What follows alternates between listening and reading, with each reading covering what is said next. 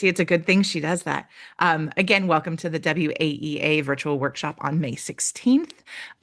We have titled this workshop Art as a Collective Action or Collective Action in Art. We have a lot to talk about today, so I want to dig right in. So happy to see you all here. Again, I'm Becky Broyles, WAEA, past president, and in AEA, vice president-elect and virtual workshop chair, clock hour chair as well. So therefore, I would so like, and we are so honored today to have Miranda from Arts Ed Washington, who is going to be our main host today. We have a lot of panel discussion that we will have and a lot of input that we can give today. We have a lot of great people in the room, which we'll get to in just a second. If you have any questions during the session, we will be pausing because we'll be pausing at times for questions. So if you need to get your question written down so it gets out of your brain, go ahead and put it in the chat, and I will help make sure those questions are served during the question and answer time throughout the session.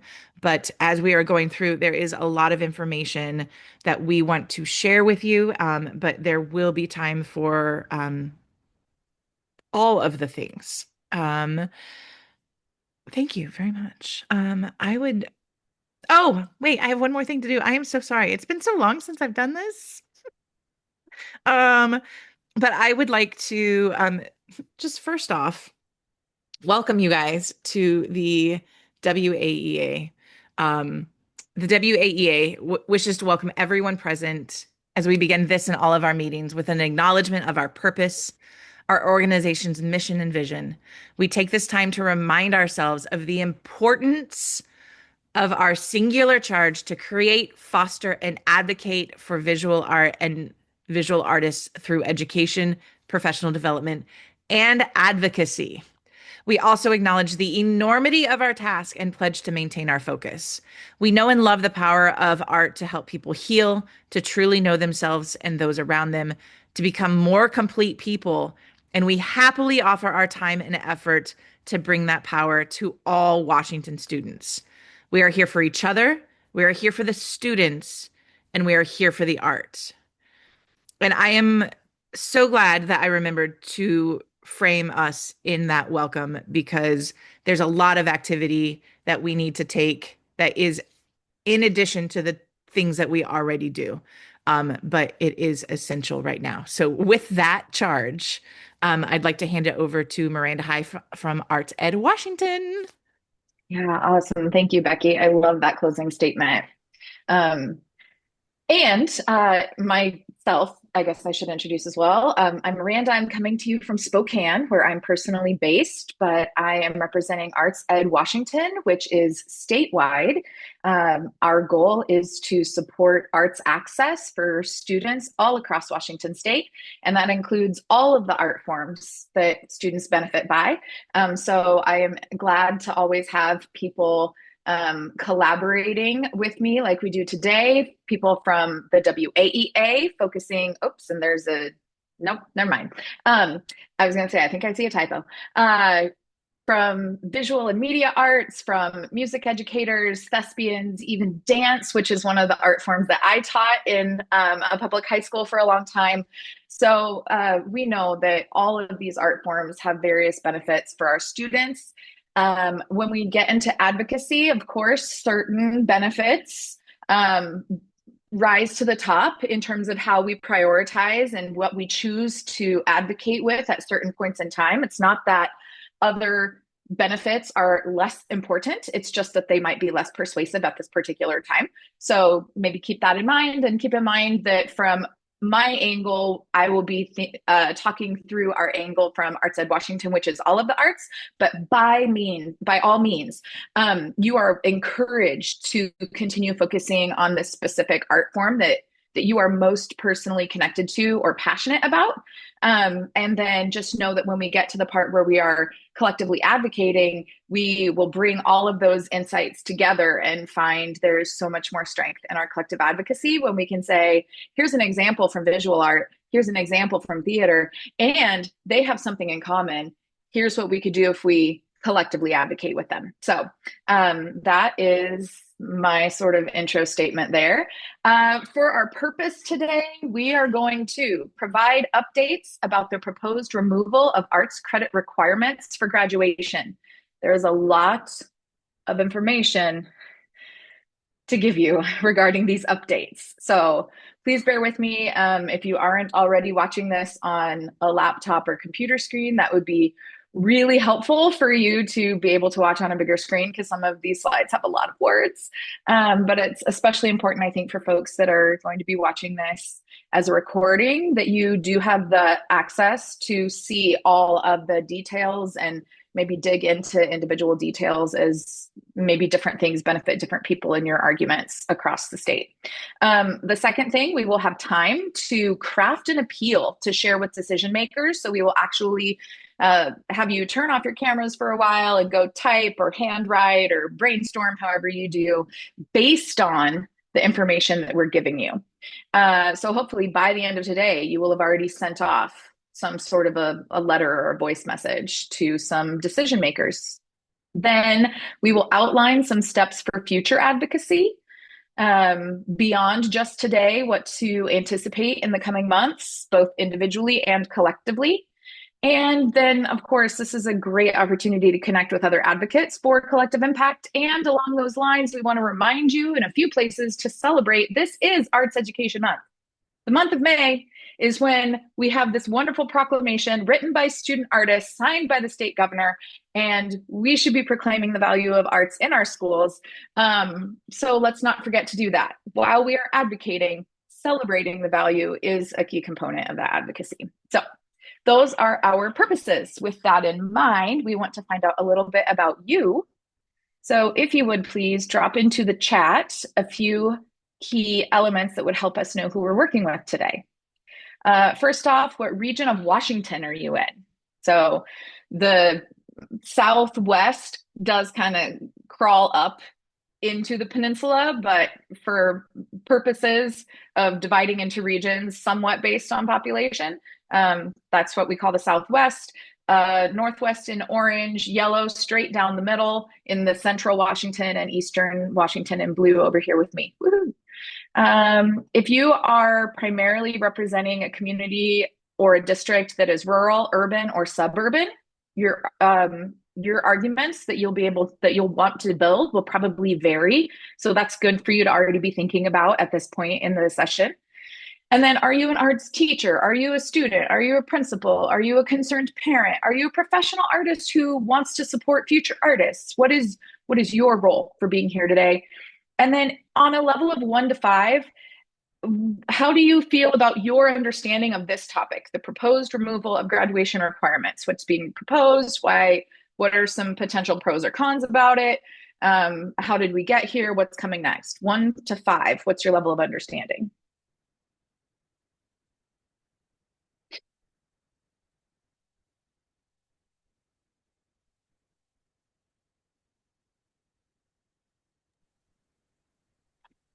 As people are doing this, I would just want to say I like how you took the map and put it into 4 sections rather than 9 ESDs. I think it's very helpful. Oh, So thank you. Oh, yeah. And thank you for calling that out too. This is actually a map that Arts Ed Washington has adopted from our friends at ArtsWA. And so you'll notice their little logo in the lower left-hand corner. That is not us. That's not our logo.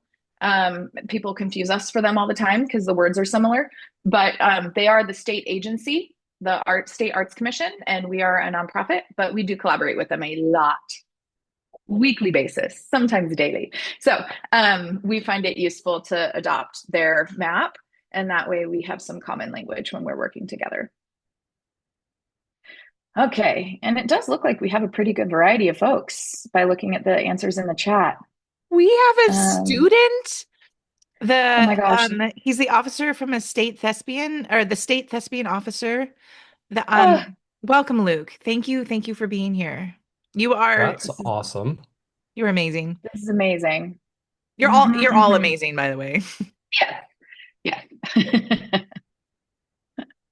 And as people are finishing up typing, I do want to invite, I have an officer from WAEA that we haven't heard from yet, and an officer from Thespians that we haven't heard from yet. Would you two be up to sharing about yourself verbally here really quickly?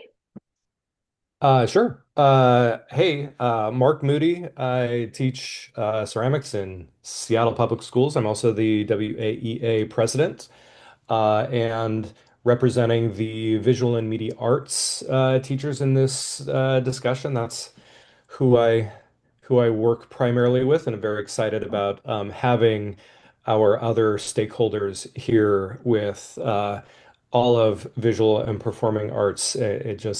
It warms my heart that we can come together. It's sad that this is what's bringing us together in such a way, but hallelujah. So I will pass it on.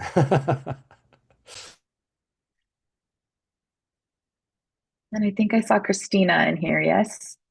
Christina, are you in a place where you can share? Oh, muted. Yeah, good morning. Hello, everybody. Kate Wold is also here, who's one of our STO advisors and I'm part of the executive board as well. But I'm Christina Fantastic. Cummins, and I host Spotlight video. Okay, sorry, I'm seeing A notification, yeah. all these notifications in front of my face. I seriously think I have adult ADHD right now. So anyway, I'm part of Washington State Thespians, and I was one of the chapter directors for about 8 years, and I'm advocacy chair and South Region director, and I teach at Capitol High School. So I'm very concerned about this proposal, and I'm sharing it with my community, and looking forward to sitting with Miranda on the 28th and the board so that we can the state board of education to like hash this out. So I'm definitely interested Yep. in what our talking points are going to be and how to make sure that we all are projecting the same message. Okay. Yeah, absolutely. That's what we're here for. So fingers crossed. Here we go, folks. I will go ahead and point out this infographic. Some of you have seen us introduce this over the last year. This might be new to others. So thus far today, we have heard from folks in 3 of the bubbles here. Okay, so I'm here representing Arts Ed Washington, although in those chat introductions, I noticed a couple of our ambassadors are also here, which is really exciting to see. Thank you, Anne Renee and James. I'm glad to see you both. I hope I didn't miss any others. Then we also heard from the past president and the current president at Washington Art Education Association, and we heard from Christina at the Thespians or the Theater Educators Association. This is a graphic that is important for those of you that are really trying to figure out how to navigate conversations of advocacy in arts education in Washington State, because all of the players in these different colors serve different roles. They have different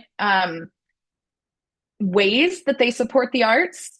The ones in gold are state education agencies. They are designated by the state, and they have very specific requirements and responsibilities, but they often get confused for each other. So similar to how earlier I was kind of joking that people often confuse Arts Ed Washington here in the teal for Arts WA here in the coral. People often confuse Office of Superintendent of Public Instruction with the State Board of Education and with the Professional Educator Standards Board, right? Like those 3 are so easy to confuse, and they often do work together, or maybe one of them has the responsibility for step 1 in a process, another has responsibility for step 2, and the other has responsibility for step 3. So it can be really confusing to figure out who do I talk to at what point about which issue. Hopefully today and in the future, when you go to advocate, you can use this chart, and on the back side or on page 2, if you're looking at the actual PDF instead of today's slide deck, we've summarized each organization's role so that you can also look into it and go, oh, okay, I think now I should email this person instead of this one. Because if you email the wrong one, chances are you're going to either get ignored or you're going to get a response saying, oh, sorry, that's not us. And both of those, I know those are very disheartening and sometimes very frustrating. So if we can help you navigate the first time to the right recipient and save you that frustration and that disappointment, then that's half the battle. So keep this in mind. And if you do need further clarification of any of these roles, we will be giving you a link to this to help you know who to advocate with moving forward. Okay, then, oh goodness, this is one with all the words. I won't read all the words, but this is on here and I will summarize for you. Okay, so in Washington State, as of right now, so don't think about what's being proposed quite yet, but as of right now, these are some of the basics that you need to know about what is required in Washington State for the arts. Also, an important note, very top here, Washington State's Board of Education. So going back a slide, this one right here, not OSPI, is the agency responsible for establishing state level graduation requirements and for ensuring districts' annual compliance with the program of basic education, with the arts being part of basic education, right? Office of Superintendent of Public Instruction, OSPI, is the agency that allocates state approved funding, sets learning standards, provides tools, technical assistance, policy implementation, oversight. Once the requirements or the state laws are in place, but OSPI isn't technically in charge of creating those laws.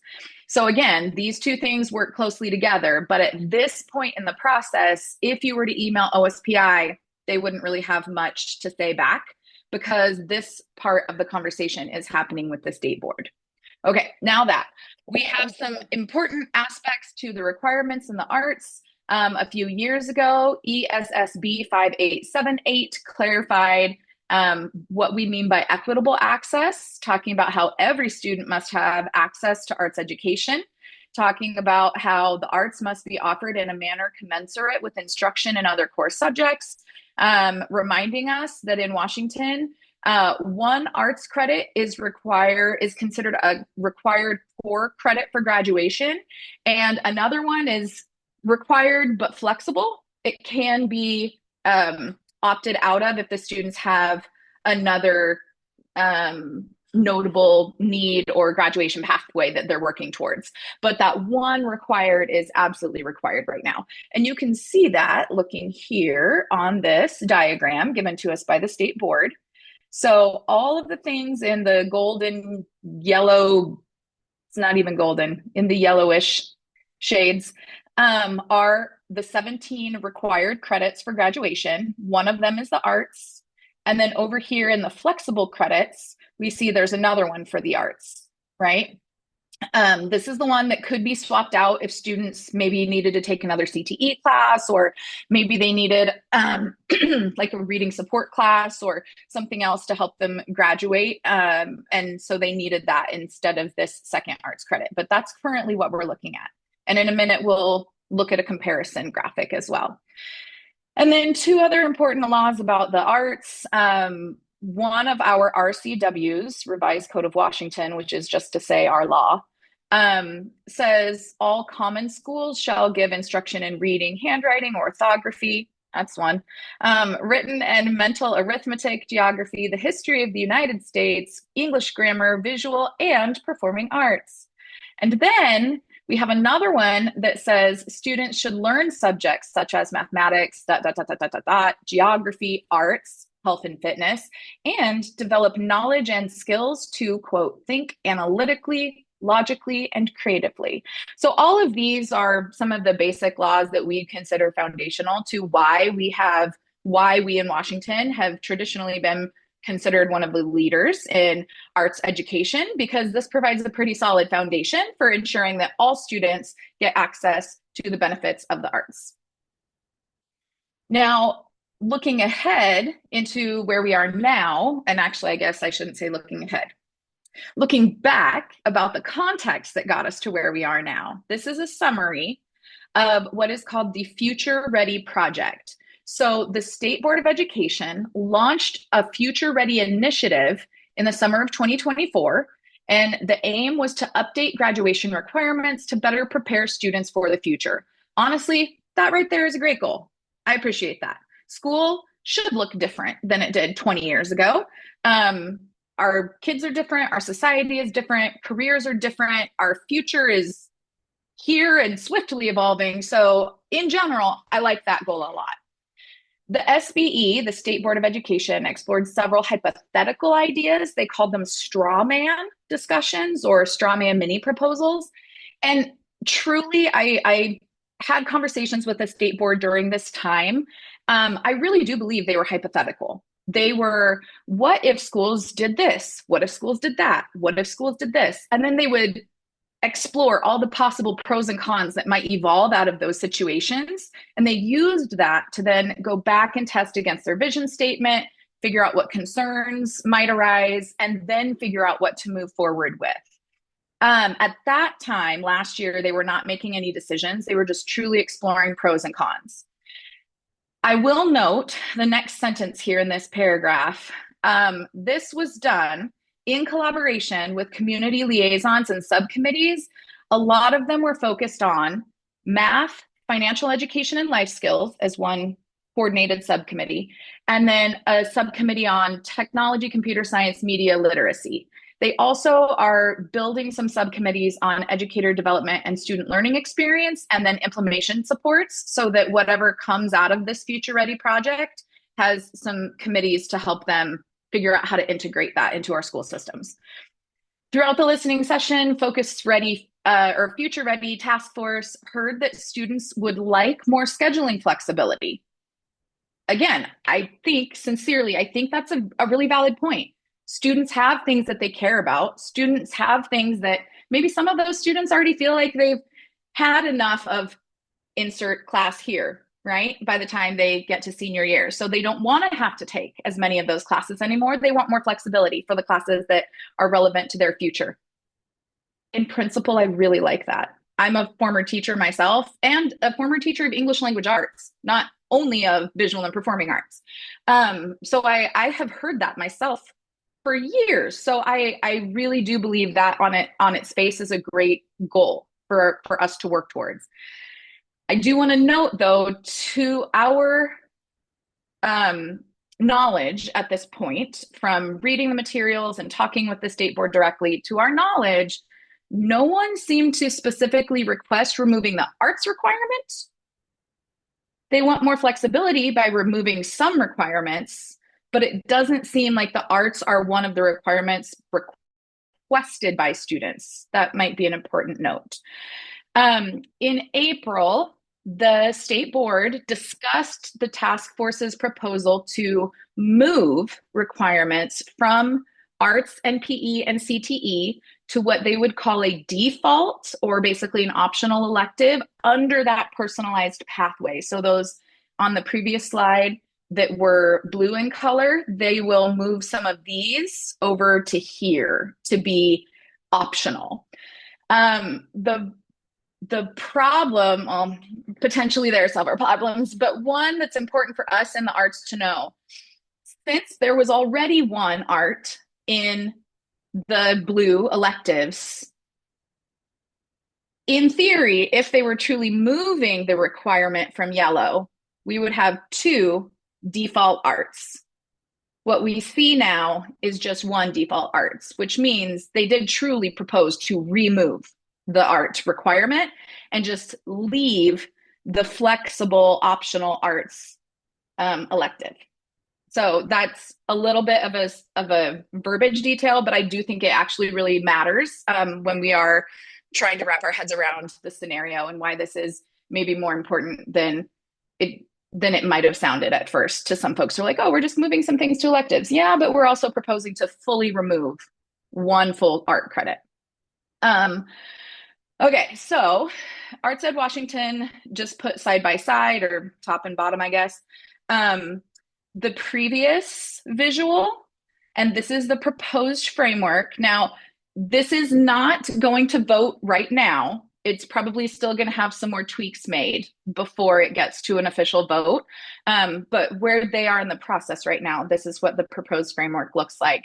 So you'll notice In general, there are fewer required in the yellow.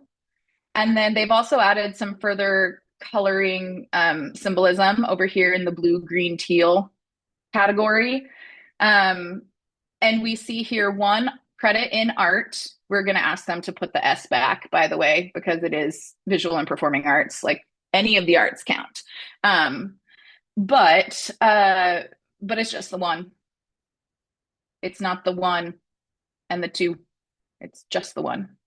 Now, the theory is students will be able to take more because all of these over here could be flexible. So students could take a whole lot more arts credits than what they could have taken before. Again, in general, I really see some merit to this. What I'm concerned about is how we're creating that flexibility and what we might lose as a result of that.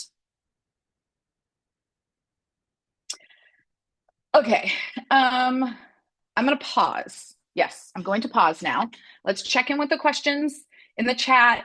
Let's see what our association leaders want to offer up at this point, and then we'll dig into what comes next and what can we do about it.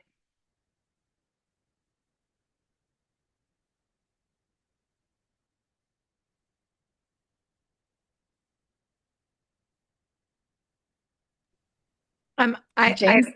Oh, sorry, James. Oh, go ahead. No, I was going to say, I really liked that comment. So what if we just make the last credit of all subject areas waivable? Like, let's think outside the box, people. And I'm going to say this, and I hope I've talked with some of my former colleagues who also taught an art class and maybe a math or a PE or an English language arts as well. Those of us that were in like multiple disciplines. And I've kind of floated the idea from them or with them. What if our students didn't take all 4 years of English language arts? I'm so sorry as a former English teacher, but really, what if? Because looking at what our kids get the most access to in K-8, they are getting English language arts from kindergarten through 8th grade, 9th, 10th, 11th, and 12th. They are getting math, all of those K-8 and pretty much all the way through high school. But what they're not getting as much of in K-8 is the arts. And then now they're also not getting as much of the arts in high school. So what if? But at any rate, we'll come back to that idea at some point. But I'm curious about that, right? I'm not saying that's the solution, but I'm curious about it. It's what I proposed when I first put it in there, because the original law took the optional credit and made it 2 required credits, and they struck that down in amendments. They made amendments to go after that, and yeah, and that came from SBE to kind of go after that. Okay. And we talked about it and said, well, some kids might not want to take, art. And I was like, well, some kids might not want to take, matter of fact, most of them don't want to take freaking calculus. So, and you're trying to shove everybody into being a rocket scientist or a programmer that is not going to have a job because of AI in, a year. So, but that was just kind of laughed off. And that was exactly what I said at the time. Well, why not make them all, make the last credit of all of them? Then if you want it to be truly equal, if they're all core, there's no hierarchy, then let's make them equal. Yeah.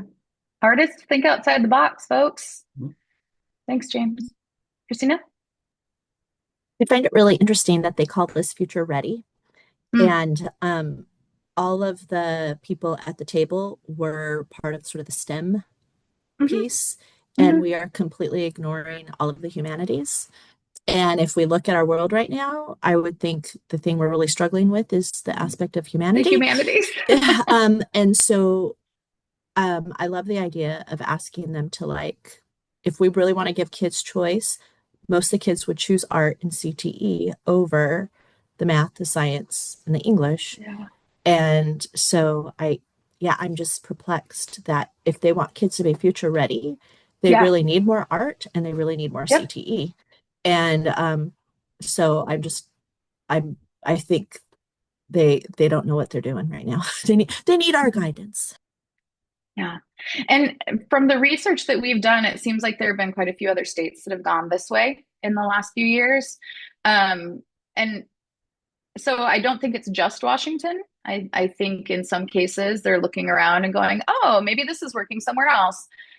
I don't know that the research is showing it's working, but I think the research is showing it's there. But yeah, Christina, I think you're really right with that, both on just the human level and then also in terms of what they need for their future career. I'm also looking at a comment in the chat, and this is a really important one too, about how OSPI and SBE, they do work together. They absolutely do collaborate. It's interesting that right now, because of a lot of reasons, staffing and such, in Washington State, the arts programs are being quote unquote overseen by the OSPI manager who also oversees all of elementary education. And I think that comes, quite frankly, from the way that Washington State certifies teachers. When you get certified as an arts teacher, you're getting your K through 8 music degree, etc. And so they put you into an elementary education track. So I think on some level, they thought, well, let's just put the arts programs with elementary then. But what we found just a few weeks ago, we actually had a meeting with this person who oversees the arts at OSPI, and they had no idea that this was happening because they oversee elementary. It's not actually in their purview to oversee graduation requirements and talk with programs that have to do with graduation. So we talked in that meeting about, could we then get permission to set up a meeting with the high school person, their counterpart that oversees high school, because this would be right in up their alley. So we are going to have a follow-up meeting with them. But I think that's another example of it's a hard thing to figure out sometimes who to talk to. So I hope today is helping to clarify some of that for you.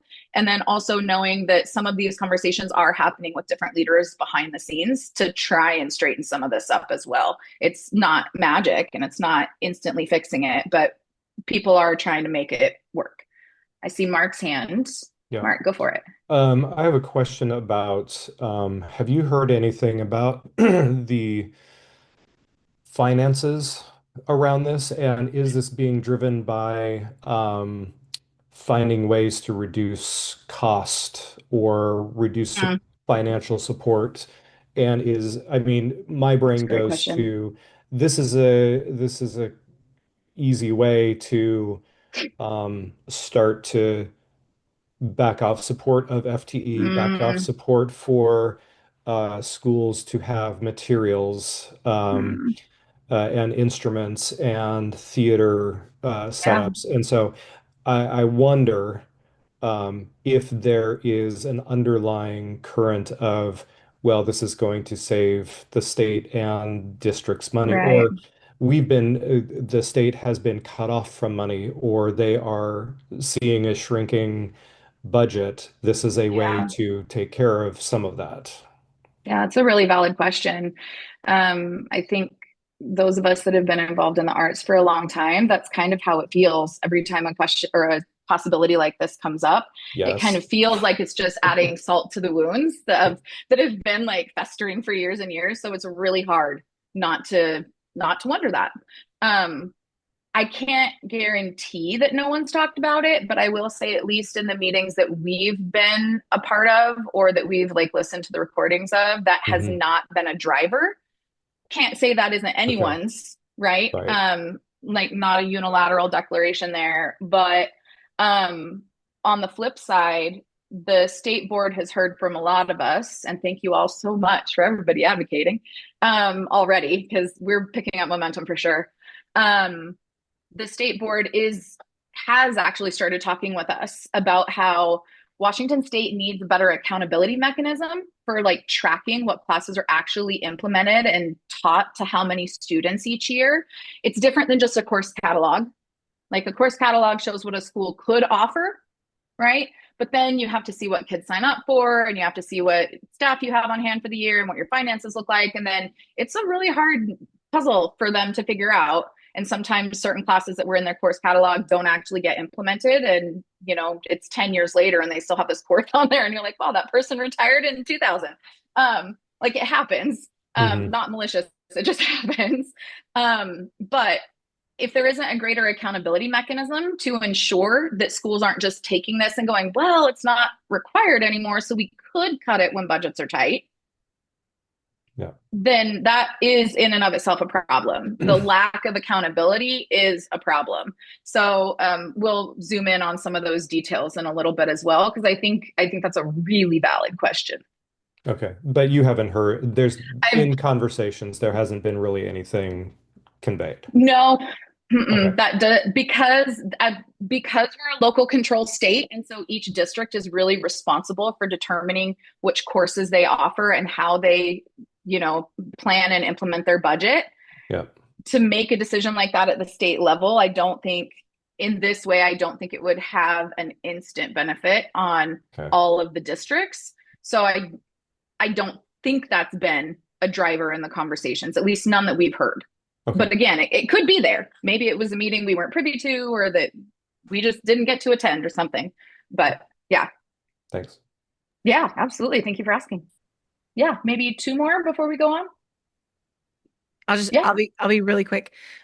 Maybe. I'm interested on the chart. It says, in the green under CTE, CTE's in green somehow on the personalized pathway, like course content, offering type, and location to be decided. Oh yeah.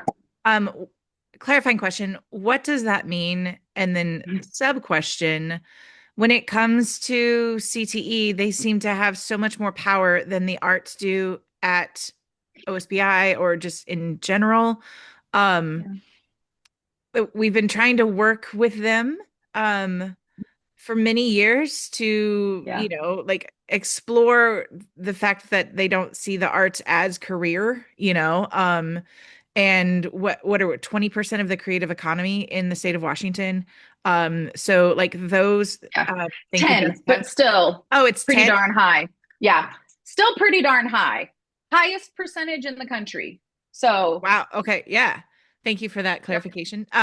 So I'm just wondering with CTE even being removed, and pushed to the side. And I know they don't think that they're pushing it to the side. They're thinking they're giving more yes, access. But right. when it comes to local control, if I am a small rural school district that just cut Yep. 20 million, I am going to cut anything that costs money. Yep. But they are funded. We are not. Like they have CTE funding. We do not. So they will stay, we will go. Yeah. And I guess first off, like what clarify the green for me? Yeah, I think, and granted, this is still a proposed framework, right? This hasn't been voted on. I'm going to even go so far as to say I think we might see the CTE credit maybe get moved back under the yellow. Although it does give me the tiniest bit of relief, I hope it does for you all as well, the tiniest bit of relief that the proposal, at least so far, has been to remove PE, arts, and CTE, because at least it's not just us. Like, I do truly appreciate that part of it. I still don't like it, but I still appreciate it. So it's possible CTE might be moved back under. It's also possible if you see the other green one, 0.5 financial education, that's another one that students have really been asking for. So they've been talking about like, well, maybe we put financial education and CTE together, and maybe it's a CTE credit, or maybe we don't put that as a CTE credit, but maybe we arrange a way for there to be a half credit CTE and a half credit financial ed. And then together that gives us a 24 credit framework. So they're still trying to figure out what to do. But one really great example of how thoughtful I genuinely think a lot of these folks are having very thoughtful conversations. In one of the meetings, one of the state board members, I want to say maybe from the Tri-Cities area, I think, said, folks, in the same way that we're saying, like, maybe not all students want to take a PE, or maybe not all students want to take an art. Maybe some students don't want to take a financial education class. Maybe they're already learning all that from home. And so, or maybe they've already worked enough jobs by the time they're 18 that they feel like they are prepared and they don't need that as a requirement. So maybe we don't need the CTE financial ed requirement as well. So just really trying to think, what do students absolutely need and what is worth keeping them from graduating for? But that's also part of why those two they're still trying to figure out how those might fit together, and if they fit together or if they should remain separate. Yeah. James. to Becky's point, one of the ways that they are kind of finagling this stuff is that they put your CTE director under the teaching and learning director. So Mm, then the teaching and learning director controls CTE's budget, and like in my district, siphons off CTE money to pay for Avid training and all and Avid electives and the staff for that. So it's pulling teachers directly out of CTE and arts CTE because the arts are moving mm, into CTE at pretty much record levels in the last few years, and it's something that I've been pushing everybody to do too, because it is one of the most direct links to careers in the CTE world. So I think they're just looking at it in terms of like, oh, here's a big pot of money. We're mm. not really allowed to use our BEA funds to fund, canned corporate curricula. I think the SBE has already said like, no, you can't use it to pay for Avid. Um, Mm. and so they're like, okay, well, we'll just take it from CTE because they want Avid and other things like it. Because It's it the because they don't get to put anything on their resume that they implemented something if they just let the people that they hired teach their kids. So if they implement Avid, they get to put that on their resume, and all of a sudden our college entrance has gone up. And it's funny that they're using CTE money to pay for Avid when Avid is very on its first page of its Mm. mission says that we are a college prep uh, program. Oh, interesting, and not necessarily the CTE. Well, and that's a really great but unfortunate example of how different these situations might manifest in different districts too. Um, so yeah, on top of the things that we're talking about at the state level, folks, if specific scenarios like that are coming into your mind from the district that you represent, that might also be something that you can then use as an example to support one of your main points when we get to the writing portion, because that could help them see how these changes might end up transforming or impacting things differently in different districts. So individual examples like that might be really good for you to keep in mind. Yeah. Are you okay if we move on, folks? Uh, yeah, Christina, are you okay? Okay. Oh, yes, Christina. Okay. All right. Let's see. So next, we do want to make sure that we take a quick pause to celebrate because, first of all, like we said a moment ago, the state board has received so many messages from arts advocates showing their concern about the removal of these required arts credits that they invited Arts Ed Washington to meet with them. And from that conversation, we'll share some summaries in a moment. But from that conversation, they also invited us to be part of making recommendations for future legislation. It's not going to solve the problem, but at least it makes sure that the arts are at the table somehow. And we will extend some of those invitations to you all by the end of today as well. At the meeting, just a super big summary at the meeting, both parties, so Arts Ed and State Board staff members, agreed that the arts bring many benefits to students and that for many, the arts are their reason to attend school. The State Board executive director actually basically said that before I had the chance to. Like he knows that. We agree on these things. Both parties also acknowledge the value in the goal of increasing student choice. And then their executive director, Randy Spalding, maintained that the new framework reduces scheduling pressure and allows students to dive deeper into subjects like music for all 4 years. Like that was still very much their perspective. And so they do still plan to propose removing the arts requirements. So we are expanding our advocacy efforts. But still, I think this conversation is a very important step in the process. So even though it wasn't a clear and direct win of everything we hoped for, I do still think it's a good thing for us to celebrate that we've had a positive conversation and that we have some steps coming out of it that'll allow us to be more involved moving forward. A couple other things about celebrating. First of all, just a reminder, celebration is not counter to advocacy, especially in these days when it feels like there are so many things that probably each of us wants to be advocating for in the world around us, school, outside of school, any aspect of life. It sometimes I know feels a little bit odd to be like, but first, let me stop and party about something. But honestly, celebration is really an essential element, especially when we're talking about the arts. We want people to see the value of the arts. What better way to do that than to celebrate them so that they have that visceral feeling? They remember what it sounds like, what it feels like, what it looks like when the arts are around them and when they see the benefit that they bring to our students. So let's do that as a part of our advocacy. And one thing we can celebrate is today, in this session and in the recording with all the people that will watch it, we are surrounded by passionate advocates and we are making a stronger impact together. Like we talked about, we have people from all the different arts disciplines, all the different regions of the state, different generations here today, folks. Thank you all, our multi-generational participants. And we are doing this together. And that on its own is a level of bringing people together that we don't often see very recently. And so that is on its own something we're celebrating.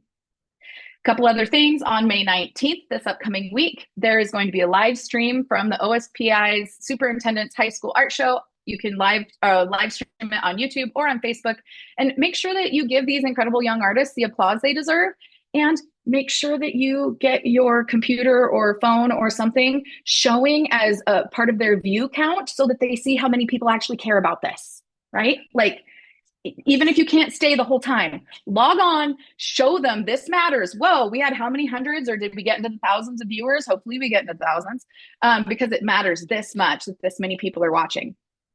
Okay. Then share the Arts Education Month proclamation. We have it linked here, so you'll get a copy of that in a little bit. Send it to your school board, attend your school board meeting, sign up to read it at the school board meeting so that everybody hears the proclamation. Send it to your legislators. The second link on here is going to take you to the page where you can look up your legislators' email addresses. Email it, send it to your legislators so that they know it, not only because it's important for them to know it, but also because, folks, if and when some of this goes through the legislative process starting this winter, we want all of our legislators to have already heard how valuable the arts are. We want all of our legislators to have already heard we are involved, we care, we know these things, we know these impacts from the arts. We want our legislators to know that now, because if we try adding that in January and then saying, now please vote this way, this way, this way, this way, this way, it's going to be too late. This part will get lost. So send them the celebrations now. Build those relationships with your legislators now. And then when we get to having to advocate for specific legislation later, it'll be a little bit easier for them and for us. Okay. Now on to more of the summary. I am only going to read the highlights to you, and then you can click back to these later if you'd like. But the main topics that took most of the conversation when we met with the state board staff. First, the conflict between flexibility and exposure. We're trying to be more flexible. We also are concerned that this proposed framework removes the necessary exposure that would get every single high schooler at least one credit where they get to experience the benefits of the arts. There is also what we are considering a college-bound equity gap. A really common argument is that students who are college bound will still have to take arts because colleges pretty much always require at least one art credit. But our concern is that especially for students who are pursuing another pathway into a creative career, or for students who decide after they graduate high school, oh, hey, I guess I do want to go to college now. Oh, well, if they didn't already take their art credit, they no longer have that pathway possible for their future. And on top of that, as classes get cut inevitably, if there's a class where seats are limited and a counselor is sitting there looking at, I have 5 people interested in taking this class and I only have 2 seats left, they're going to feel the need to give those 2 seats to the students that are college bound, because otherwise those college bound kids couldn't get into college. And that means we are creating an inequitable system where our non-college bound students might no longer be prioritized for arts access. And that is a big equity issue from our perspective. We're also, of course, worried about the erosion of arts programs, especially in our small districts. Over time, cutting a little arts class here, cutting a little arts class there, over time, it creates bigger erosion. We talked already today about that current accountability. How is the state tracking which classes are actually being implemented? So we did definitely talk about that. Needs to be a focus moving forward. And this last one I'll read for you. We also ended with a willingness to continue discussing even without consensus. We did remain divided on the solution of removing the graduation requirements. Arts Ed, we stated that the advocates are going to continue pressing to maintain the graduation requirement, and especially doubling down on it if a reliable accountability system is not in place before changing the graduation requirement. If there's not accountability, we are really not going to feel comfortable letting it go. If there's a reliable accountability mechanism, maybe. I think still TBD on that. Probably more variety in our answers.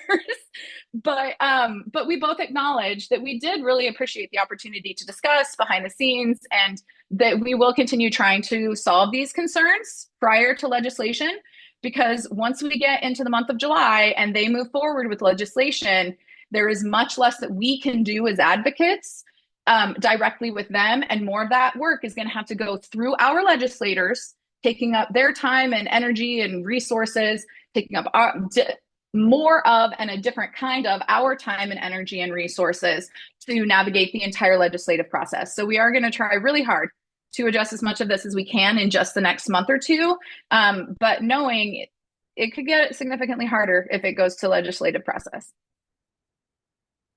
Okay, now I'm going to encourage you, let's go ahead and put the PDF in the chat so that you can, if you'd like, open up this slide and read through some of the reasons that you might want to write about. We've already talked about some of them even, which is actually really great. Some of them might be new to you. Some might not relate to you at all. Some you might disagree with, and that's also okay, because we are unique individual people living in different parts of the state with different perspectives. But these are some of the most persuasive reasons to keep the arts requirement at this time. We'd like to ask you to choose a few that seem especially pertinent to you, that you can speak passionately to, that you can share information from your district or your region, and add any others that you think need to be added as well. So we'll give you a few minutes to read through this. I'm working on getting it in the chat, just FYI.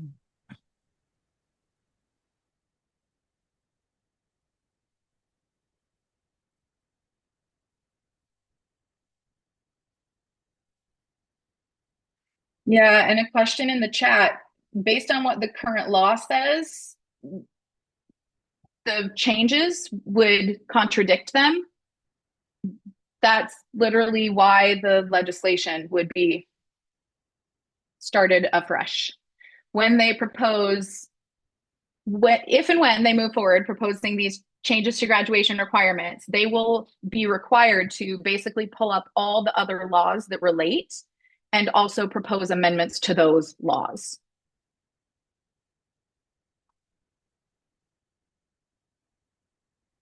I'm telling you, it's going to get complicated. Well, I think that's part of the messaging too, to advocates, all of us, is to let them know that the law that we fought so hard to make is now under attack. So it's not just this new stuff where they're going after things. They're looking to change the law that they've never fully implemented. I know. And now they're going to try and attack it. And so that can get people a little more riled up too. But it's not just like they're not just doing something new to us. They're trying to take the things that we had and take them away. And that does take us to our next slide, which is looking at next steps. So the next 4 steps that you should know from the State Board of Education, they are going to be in an intensive drafting phase for the next couple of months to prepare a rulemaking package and a legislative bill that would include whatever decisions they make between now and then. Those decisions will go into those proposals, right? So again, if we act now, we stand at least a chance to influence whatever rulemaking packages and legislative bills they propose. If we don't act now, then we're just going to have to fight whatever is in the bill. And I don't mean fight in the, negative and professional way, but like advocate, fight. Okay. Number 2, integrate accountability feedback. So like we talked about, Washington State needs a better enforcement mechanism. They also invited Arts Ed Washington to give feedback on that. So they will then set aside some time to incorporate the feedback that we as the advocates share with them. Number 3, explore interdisciplinary options. We did ask kind of a question about like, did you ever consider removing like one of the English or math or any of the others? Because the arts and PE and CTE already only have one, and you're removing 100% of what's already there. With the others, you'd be removing like 20% or, 33%. And the answer wasn't direct, but they explained that there are some interdisciplinary options called cross-crediting in Washington State where schools can get approval from their district to count certain classes as 2 types of requirements. So I know I taught in a school for a while where theater was counting as your English credit. There's other things like chemistry counting as math. They have a whole list of opportunities for classes to count as things. So in that sense, if a student took a chemistry class that had been approved to count as a math class, now that kid also doesn't have to take that one extra math course. So then they have more flexibility. So that was kind of their answer. Of course, our concern is, again, the equity in that, especially our small and our rural schools. That's going to be a very hard lift for those small schools to have teachers who are able and willing to do some of that cross-crediting. Not that they can't. I just think that, by population, they have less teachers to choose from. So they're going to have less teachers that are available for that. Standardized reporting, again, kind of relating to the accountability piece. One thing that we at Arts Ed Washington have looked to for the last couple of years has been their basic education report or their basic education matrix report, because that's where schools are supposed to go through this big long checklist every year and say, we did a Veterans Day assembly. We had a space for age appropriate, sex ed. We taught social emotional learning. We had the arts, we had PE, we had all the things, many, many things that schools are required to track. But their own SBE report has changed pretty drastically in the last couple of years, and it's not provided for any sense of continuity and our ability to analyze the data from one year to the next. So they have some new staffing opportunities that are going to let them hopefully standardize that, and then we'll have more consistency that we can look at. Next steps for us, we do have strategy sessions coming up with the WEA. Also, folks, again, thank you for your advocacy. Someone at the WEA reached out to Arts Ed Washington and said, wow, this is gaining traction. Would you all like to talk with us? Why, yes, we would. Thank you for chipping in. Also with a group of district administrators, also with other states' arts advocates, like the groups we've been talking about here, and with some legislators that have already started hearing from their constituents about this. And so some of those legislators have reached out to like our partners at Arts WA and said, we'd like to learn more. So we're going to be meeting with all of these folks in the next couple of weeks. There will be more updates, probably via our newsletter and social media in June. We're not aiming to update you every day because there's going to be too much and too many things are going to change. But when there are some critical components that feel like they would cause a strategic shift for you, we'll send out an update. We also would like to gather some advocates who would be interested in helping to redefine the data collection process, like the basic education survey and reporting system, and to gather advocates who would want to study the state board drafts of their rulemaking package and their proposed legislation for specifically the enforcement levers. That second one, as James knows, James was instrumental in writing the SB 5878 legislation from several years ago. It is a hard lift, but if you're interested in that type of task, we would love to have people join us. And then fifth, we will continue conversations about the importance of retaining the arts requirements. We're trying to approach it from multiple levels, right? But there are opportunities for you to join with us, and then there are opportunities just for you personally. So today, hopefully you'll have time to draft and send an advocacy letter.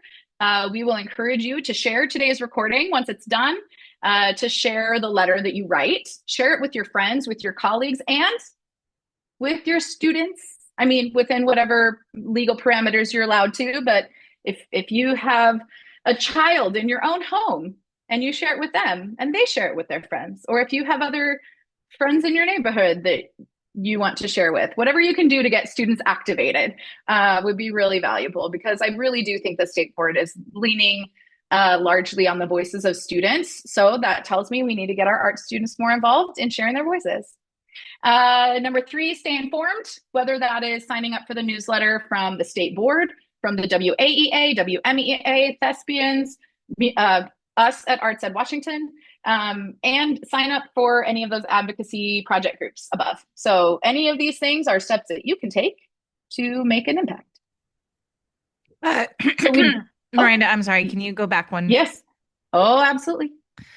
Sorry. Let me just get it out there. Jess Holloway also said, interdisciplinary makes my skin crawl just a tad, just leaving that there. Second, there was James wrote in the chat, when we go on, rather than being defensive, and Renee also wrote to this in the chat, going on the offensive. Yeah, going on the offensive of what if we worked with Inspire Washington to write our own bill?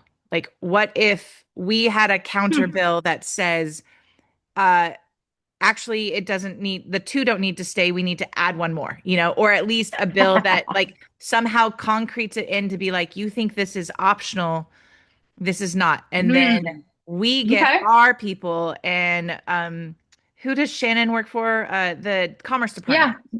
Yep. We get Arts for All, and we do our own. And so then we go up against the State Board of Education in a way. So I feel like there's a lot of avenues to work on. Okay. Just thinking, what if State Board of Education does not budge? And what if they don't change? What is going to happen next year? So I just kind of wanted to throw that into what you have. And then just FYI for everybody, I will get this video uploaded as soon as my internet allows.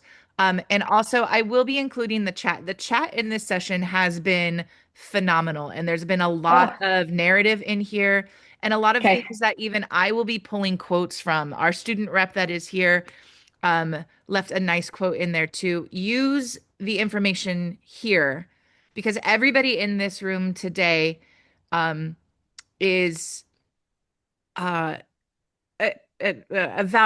don't know. I think you're all great. Like, everybody has accolades. People who wrote the law are here. And Renee, who is the I say the reigning most popular arts program director for OSBI, is here. So use people's names. They hold weight. Thank you. Yeah, I love that. We will definitely bring that up with Inspire Washington too. Again, political history and theory says it, like it's much harder to advance a negative. So being on the defensive and saying, like, this is bad, this is bad, we can't do this, blah blah blah, and it's much easier, much more successful when you advance a positive and say, this is a great thing, this is great for our economy, this is something that lifts all kids up, it closes the achievement gap. We have all this stuff. We need to go and make this bigger, make it grow, and that is something that rings true with people. You can go through any political history, and you could see when you have a positive message, that's the candidate that gets elected. So when you move forward with something positive, I think if you present a positive thing, that's going to be a lot harder to sweep under the rug. And also, we're presenting it, so instead of it being done to us. So thank you. I really appreciate that. Yeah. Okay. So I do still want to give you a few minutes to work independently. So I think by now the slide deck has been downloaded uploaded into the chat, and you should be able to download it to your screen. From there, you should be able to click on links, copy and paste. You might still need to proofread for some typos, because this has moved quickly and this slide deck came together quickly. So there might still be typos. But here are the recommendations for the independent work time. First, you need to choose your audience. Do you want to message the Future Ready Task Force? Do you want to message your local state board representative, because the state board is made up of people who represent different parts of the state. So you could message them. Do you want to skip ahead and message your state legislator? Or for that matter, you might write the letter and then just make small tweaks and decide later to message everybody. That'd be fine too. I'm also going to encourage you to schedule a future action of some kind so that this is not, excuse me, this is not just a one and done action. I'm going to encourage you, schedule a follow-up email. Whoever you email today, you might or might not hear back from them in a couple weeks. So schedule a follow-up email. Hi, just checking in. I'd love to talk with you more about this message from earlier. Copy paste the previous message. Host a listening session if you have time for it. I know a lot of us here do not, but if you do, the state board is still collecting feedback from listening sessions through the end of May. And on their website, they have an entire package, a toolkit package that you could use to walk through a listening session with your region, with your district, with your school, etc. And then go online and copy paste, enter the feedback from that listening session. I really do think getting students' voices in there is going to be one of our top, most persuasive strategies. Then share the Arts Ed Month proclamation. So if you could do any of those things by the end of May, that would also really help build that momentum. So to draft your appeal, here's the recommendation. Start with 1 or 2 sentences introducing yourself. Who are you? What region are you from? What type of school or school district do you represent? What's your role? Basically the thing you did in the chat at the beginning. Then 1 sentence, clearly stating your request. I urge you to preserve the arts requirements, or I urge you not to remove the arts requirement. You could even bring in PE. I urge you to leave PE and CTE and the arts as they are, right? But make it clearly stated. Then 2 to 3 reasons supporting your request. On that slide that had like dozens of reasons, you might agree with every single one. Don't put every single one. They will not read it. It will not hit them on a gut level and stick with them. You want to make it stick with them, so you're going to have to keep your arguments limited. Optional concession to the opposition. You might make a sentence where you say, now I do understand the budgeting pressures that we're all under, or I do understand that students say they want more flexibility, or right? Something that you understand what someone not of your opinion would think. But I'm going to bring it back to why this is still an important way to proceed. And then make sure that you finish with something either forward-looking or problem-solving that relates to your request. Don't just say, do this. How does this help make things better? Why, kind of back to what James and Becky were just saying, why does your proposal have a positive impact? Not just avoiding the negative impact, but how does your proposal make a more positive impact on our students? And then there are some tips to consider. If you click the first link, we have some example letters that Arts Ed Washington sent out in the month of April. You can copy paste from either of those. There's also a tool that I learned about from a nonprofit called Music is Education. They have developed an advocacy AI tool. You can go to that page and you can click a couple buttons and it'll assemble a letter for you. If that is your type of writing for this type of project, go right ahead. And then just a final reminder, keep your writing brief and solution focused. I think one thing that I see over and over as we work with especially legislators and even people in OSPI and the state board level of state decision makers, they often don't want as much of the context or as many multiple examples as we tend to give as teachers, right? We're teachers. We see, especially if you're in secondary, you see hundreds of students in a day. So you're thinking about this and that and this and that and this and that. That's not the type of detail that persuades them. So keep your writing brief and solution focused, and that's more likely to be persuasive for them. Okay, I'm going to leave it on this slide for a moment while you get started. You're welcome to turn off your cameras, and we'll come back in like, what, 7 or 8 minutes?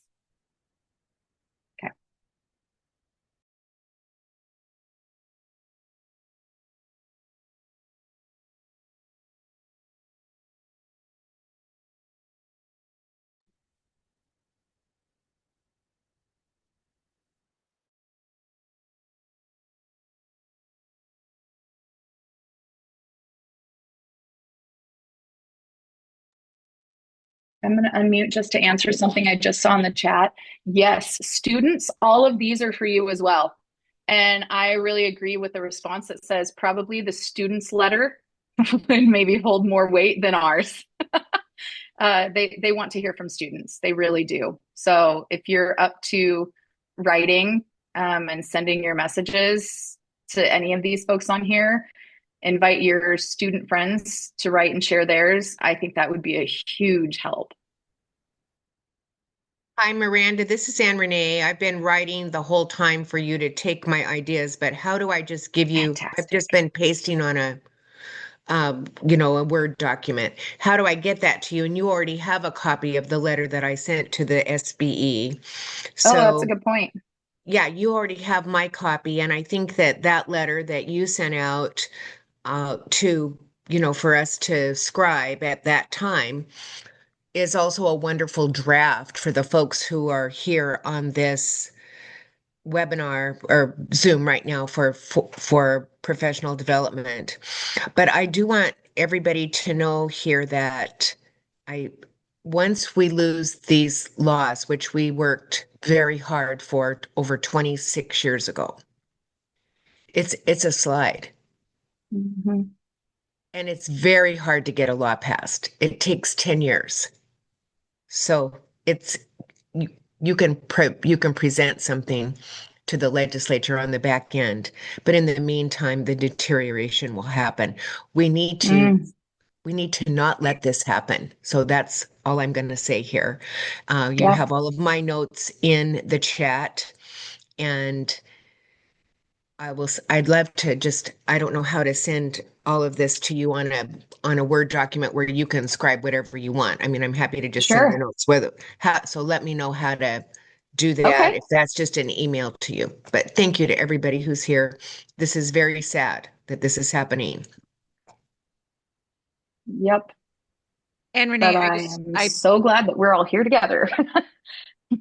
And Renee, I'll be the one pulling together the resources to send out to everyone here today. So I put my Becky Broyles at WAEA.net email address in there in the chat. Great.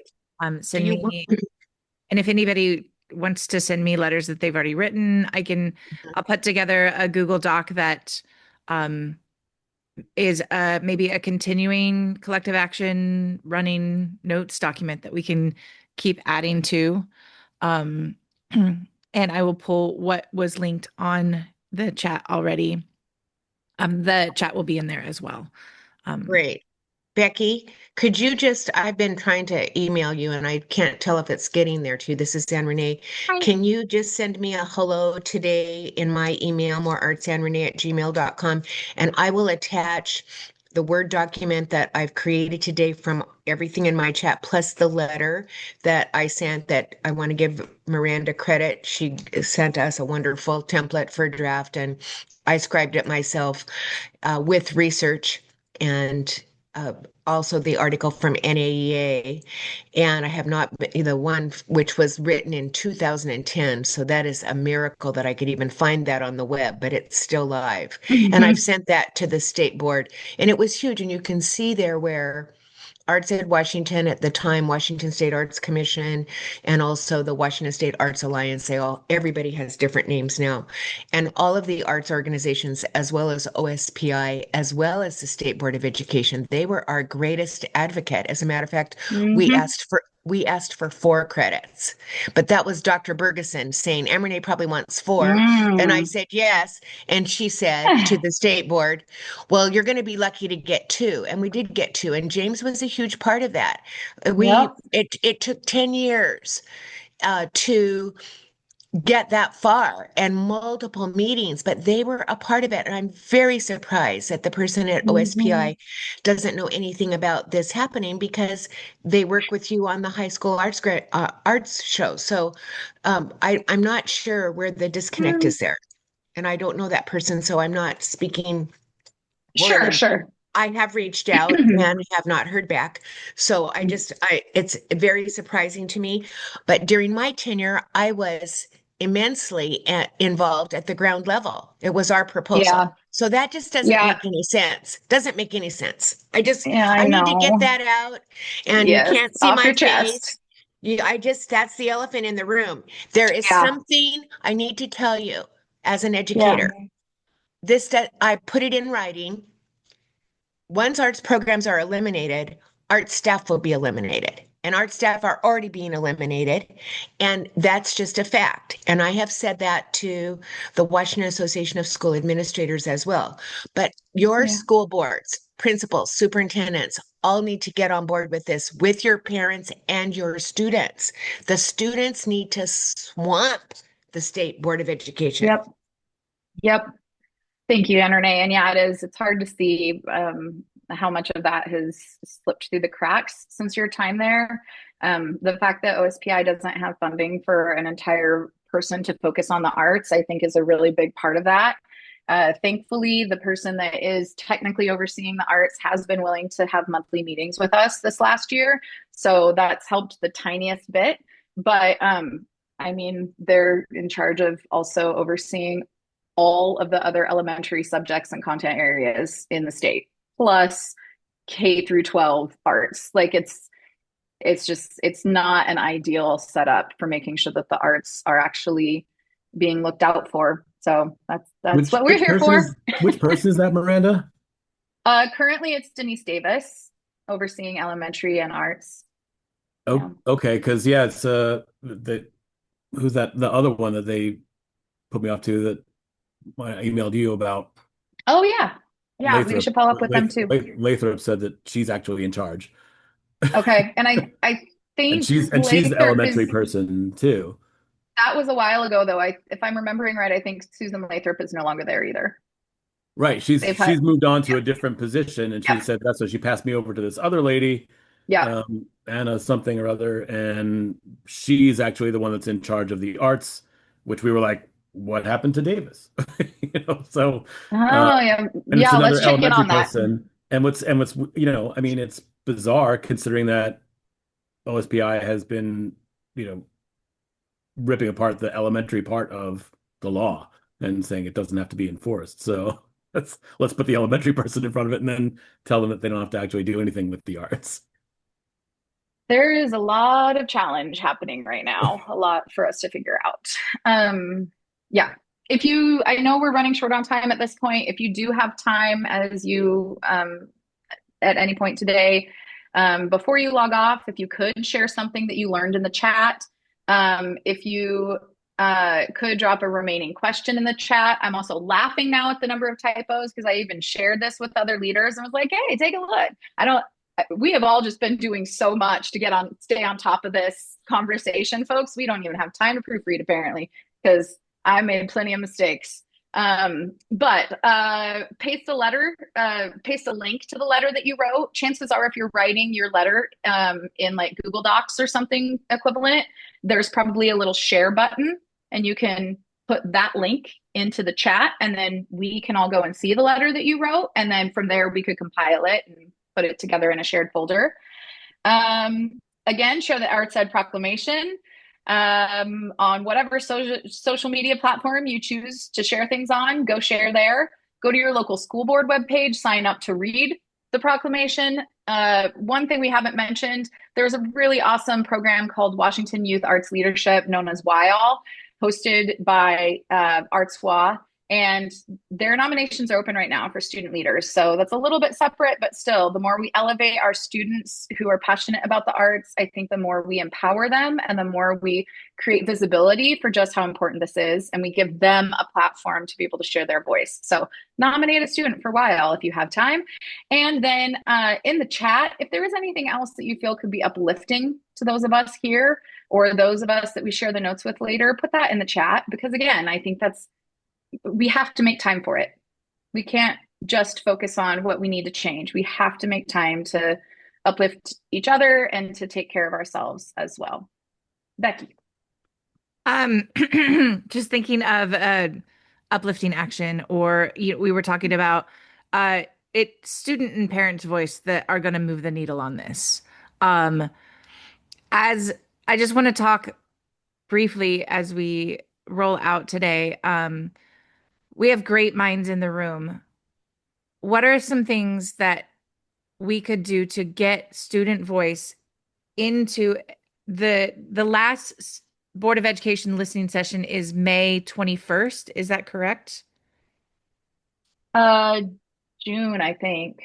Okay. So June. So I have 3 weeks left with a whole bunch of students. I'm wondering collectively or some maybe it's a survey that somehow you talked about listening sessions. Yeah. And if every arts teacher in the state of Washington held a listening session with every block that they have students in their room, and we culled that data through a Google form, like we put it in Google Classroom, the students answer, they give quotes. It's gonna be, Mm, well, hopefully. Um, I'm hoping like 100,000 student voices saying that the art should not be cut, you know. right. Right. Yep. And yes, we are calling from our classes, but those Yeah. brilliant quotes from students we can pull from that survey. Yeah. Um, Yeah.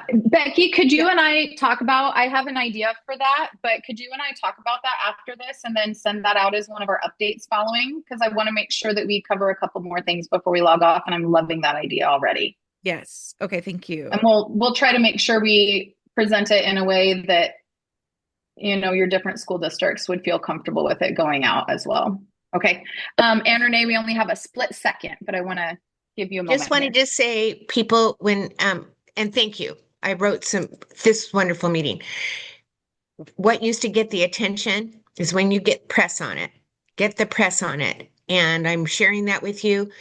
But also, people used to come and storm the state capitol with petitions, and it was great. And students love to do that. It's part of it's part of the United States process of free speech and more arts, and then they'd perform on the steps. And, I mean, I don't know.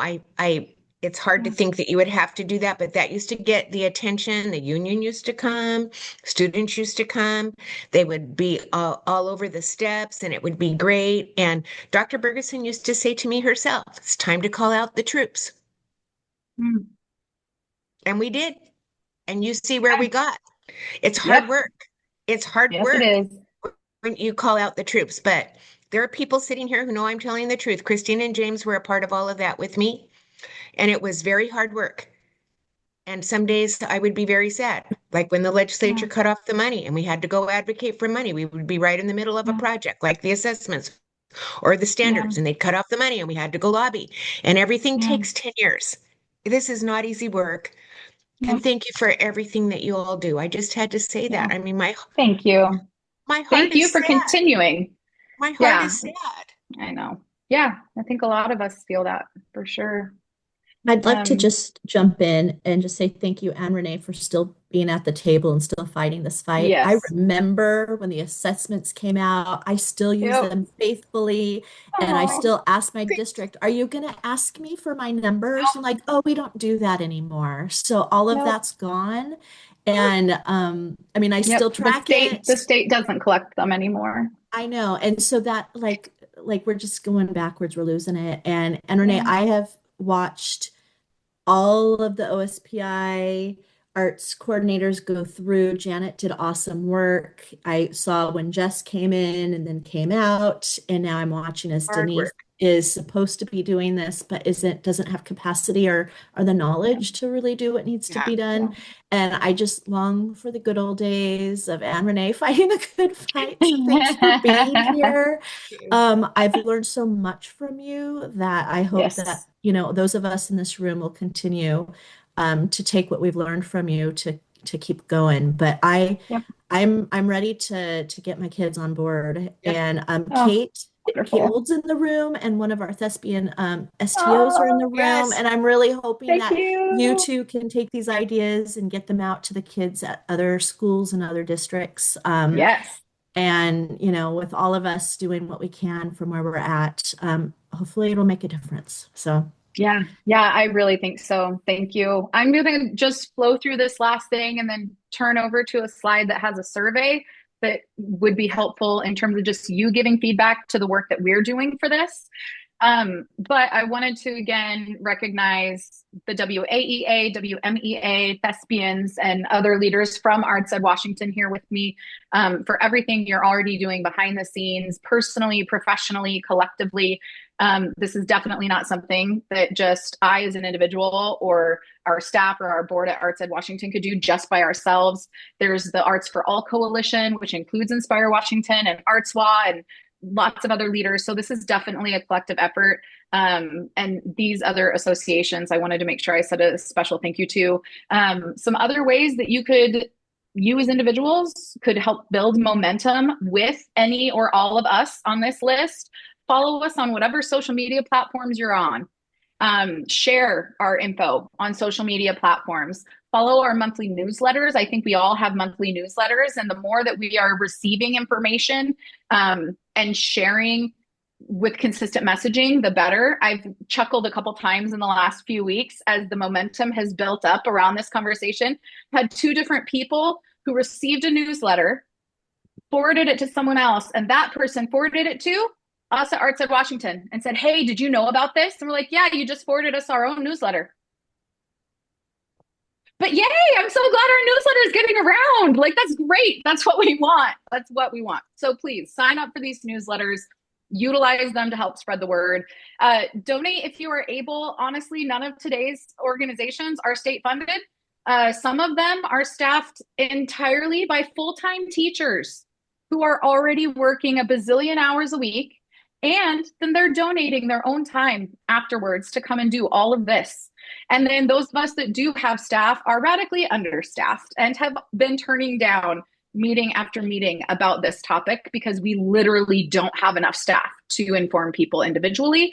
And so anything that you can do to support one or more of these organizations on here is going to have a positive benefit in our ability to help keep this conversation moving forward.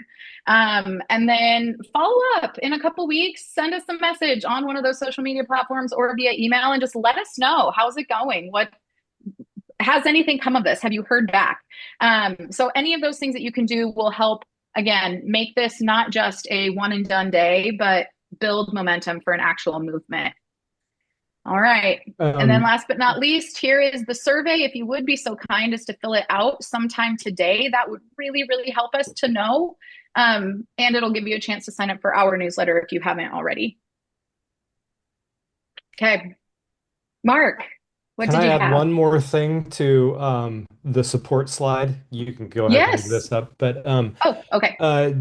along the donate if you're able, I would also say um, talk to your art teachers around you, and if there are people who are not part of the organizations Yes. listed here, the membership is really helpful in getting voices included and this momentum moving forward. Yep.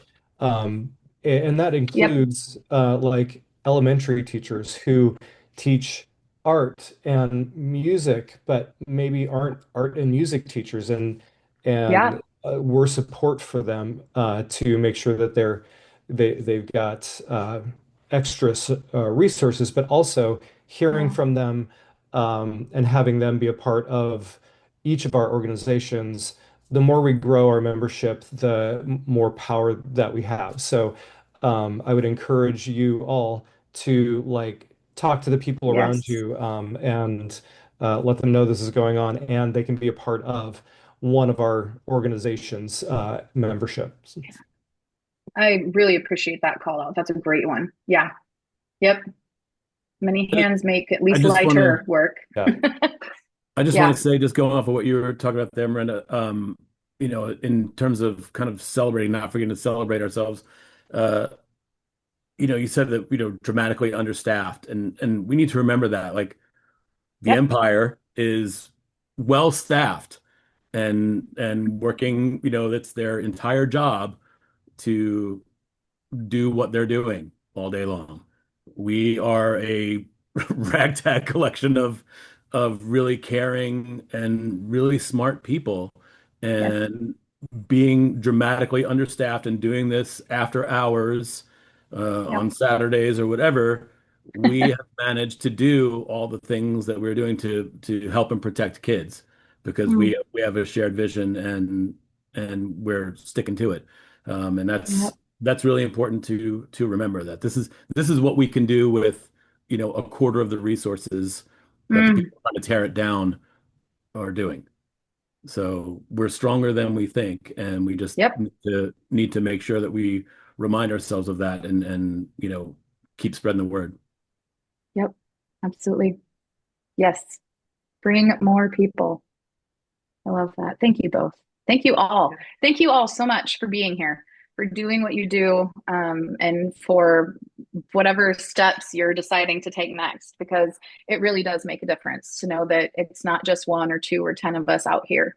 It makes a difference to know that we are really doing this together, and we're going to have an impact. We don't know yet what exactly it is, but it is going to be an impact, and it's going to be for the betterment of our students through the arts. Yes, thank you so much for guiding us through this and being a spearhead of making sure that we are aware of what's going on because many are not. So thank you. Thank you, Yeah, happy Christina to. and the Thespians for coming to the WAEA virtual workshop today. This is a big push. We've been working together behind the scenes Yep. for many years, but collective action through all of us is what is going to move the needle on this. Yep. And music is also, I've seen their postings on social media as well. Yep. Beth Fortune is now the head of the Music Association. Yeah. Yay, Beth.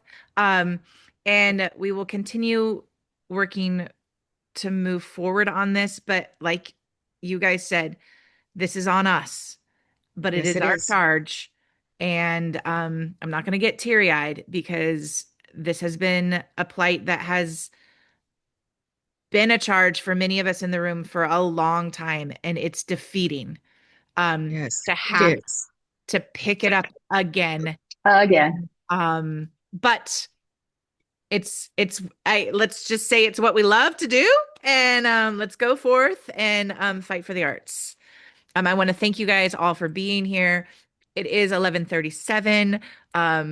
And if you would like to stay on for a minute to keep um mhm, commiserating about consumerating. Yeah, whatever. Okay. Thank you all for being here. I will stop the recording now. I love you all. Thank you very much from the WAEA.